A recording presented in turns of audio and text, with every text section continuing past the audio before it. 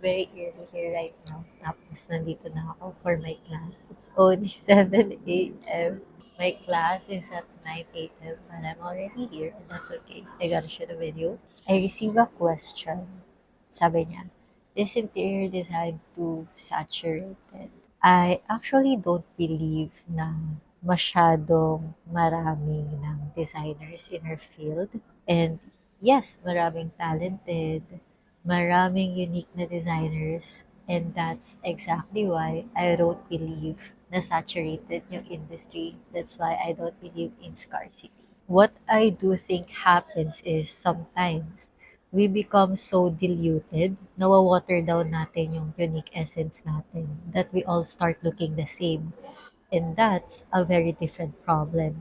That's why you get this perspective na, baka saturated. Because it's all the sea of sameness. So I'd like to offer you another perspective. What if unique ka? What if talented ka naman? And that's all you need to show. So that there's no such thing as saturated for you in this industry. Welcome to Mindset Magic with Nika, your space for main character energy, identity shifts, and intentional living.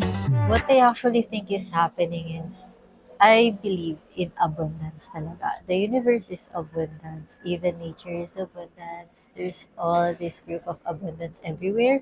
You just have to really choose what to focus on. And since I believe in abundance, more designers doesn't automatically mean fewer opportunities.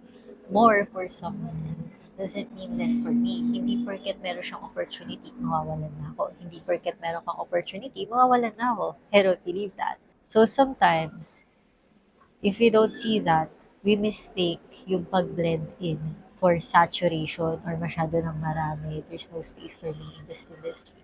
But maybe what's really happening is we're hiding ourselves, we're making ourselves small, we're dimming our light.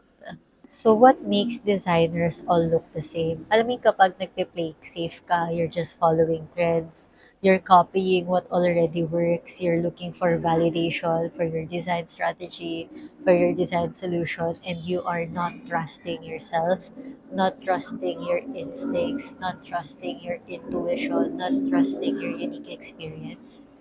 And the more you rely on what already worked for someone else, the less you learn to trust your own design instincts, the less you trust your own design eye.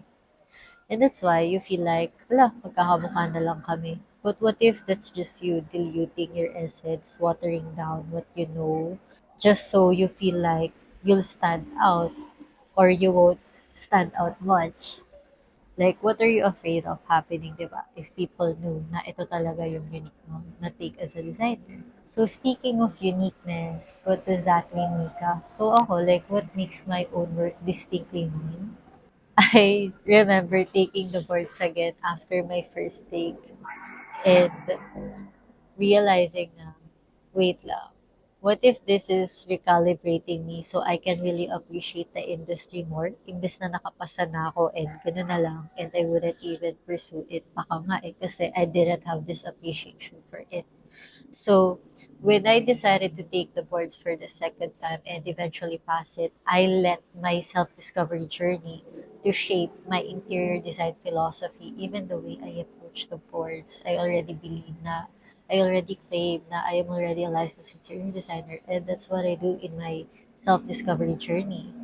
We talk about all this manifestation stuff, and for me, I live that, I embody that, and I take that in my interior design process.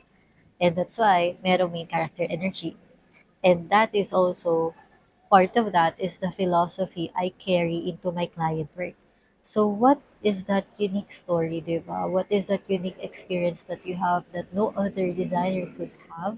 Diba? Like, do you think someone else has the same background as me? Exact time, exact situation, exact happenings? None. Like, there would always be a variation. There would always be a difference.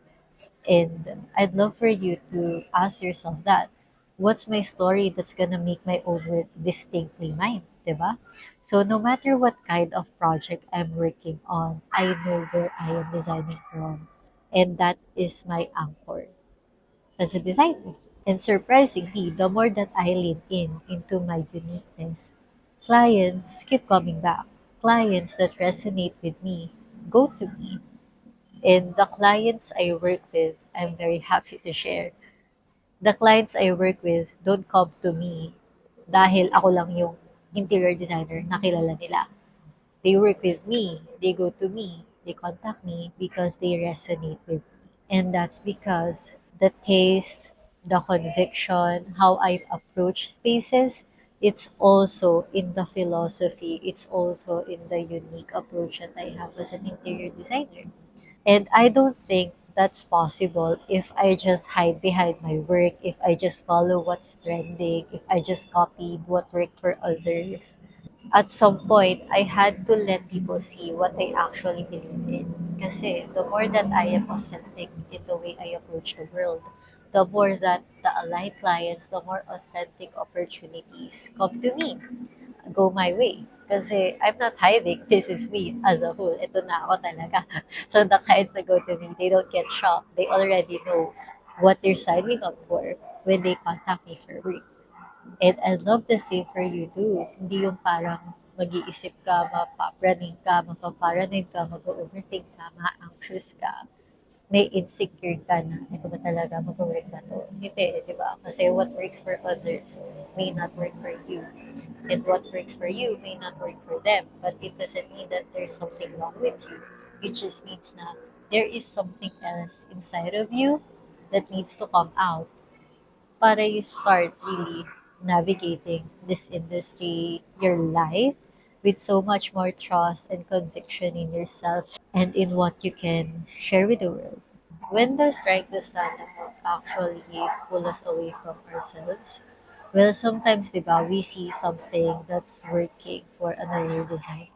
So we try to copy it. And I know, like, even when I was a student, that's what I do because I didn't know how to navigate it yet. And it works for a while. But alam mo yun, kapag hindi talaga match sa'yo, eh, hindi talaga vibe sa'yo, if it doesn't really feel like you, eventually you'll feel it. Na feeling mo, pino-force mo lang yung sarili mo to do it. But your body knows, your soul knows na it's weird, it's off, it doesn't feel like you, it's not you at all. So instead of asking, why is it working for them but not for me? Maybe ask, ano kaya yung version ko of this? How could I make this unity mine? What's my signature energy when I approach this work, diba? If you're someone who feels discouraged because the industry looks crowded, saturated, yun yung sabi nila, mahirap makapasok, mahirap magkaroon ng clients, mahirap magkaroon ng projects, all these limitations that people put on you just because of their limited perceptions. I want you to expand your thinking and to not limit yourself. If they're gonna put limits, don't allow that to limit you. Instead of spending your energy counting competitors, what if you spend that same energy building confidence in your own unique approach? Diba? What if you take every day in trusting your taste, trusting your passion for interior design, trusting your heart to serve people through your creative gifts, and to trust the way that you naturally approach spaces? Trust that it is valuable.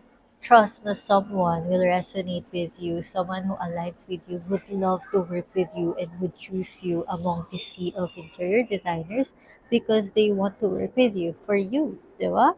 That is abundance mindset. There are so many projects, there are so many clients, there are so many opportunities, and not every client is looking for the same designer. The people who resonate with me, and the people who resonate with you, will resonate with you. So maybe the goal isn't to become louder than everyone else just so you would stand out, or dim your lights so you will fade into the background of saturation. Maybe it's to become, what if? What if it's to become more honest about who you already are and trust that the right people will go to you?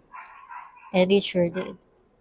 Kasi me showing up as myself allowed me to keep on attracting clients that align with what I do, that align with what I believe in, that align with who I am.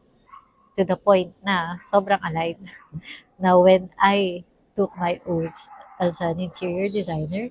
Right after that, I closed my very first solo interior design project. And then decided na, okay, I can keep on doing this, freelancing, and taking in clients that resonate with me. And I'm so excited for you too. That's us shifting into our main character energy. Good luck. This is mindset magic inside